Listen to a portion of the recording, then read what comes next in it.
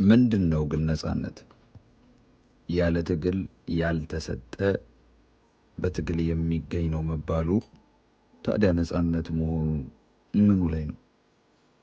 ነፃነት ማለት የራስን እድል በራስ የመወሰን መብት ነው ይሉንና እንኳን የራሳችንን እድል በራሳችን ልንወስን ቀርቶ ወደዚህ ምድር መምጣታችን በራሱ የኛ ፍቃድ እንዳልነበረ ይታወሰናል።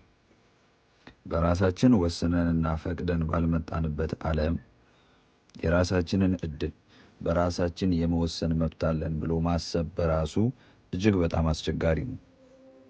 ታዲያ መፍትሄው ምን ይሆን ስንል ያለ ፍላጎታችን ከመጣንበት ዓለም ፈልገን መሞት መቻላችን አንዱ ምክንያት መስሎ ይታየናል።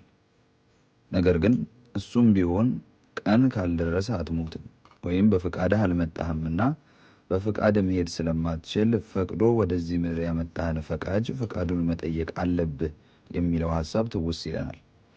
ታዲያ ፈቅደን ባልመጣንበት ዓለም ፈቅደንም መሄድ ባልቻልንበት ዓለም ውስጥ ስለምን ነፃነት ስለምን የራስን እድል በራስ የመወሰን መብትን የምናወራው? ሁሌም የምትኖረው እነከሌ አስቀምጠውልህ ባለፉት መስመር ነው። ስለዚህ አንተ የነገሌ ዘመን ሰው ማንነት አኗኗር ባሪያ ነህ። ነፃነት ብሎ ነገር የለም። ስለዚህ እነሱ ሲኖሩ አይተህ እንደነሱ ለመኖር አሁን ያለህበትን የህይወት እውነታ ሳይፈቅድ ሲቀር ባሪያ እንደሆንክ ተሰምቶ በእነሱ ባርነት ውስጥ ገብተህ ለመኖር ነፃነት ስትል ለሰየምከው አዲስ ባርነት መታገልህን አቁም ወዳጄ። ነፃነት የሚባል ነገር የለም።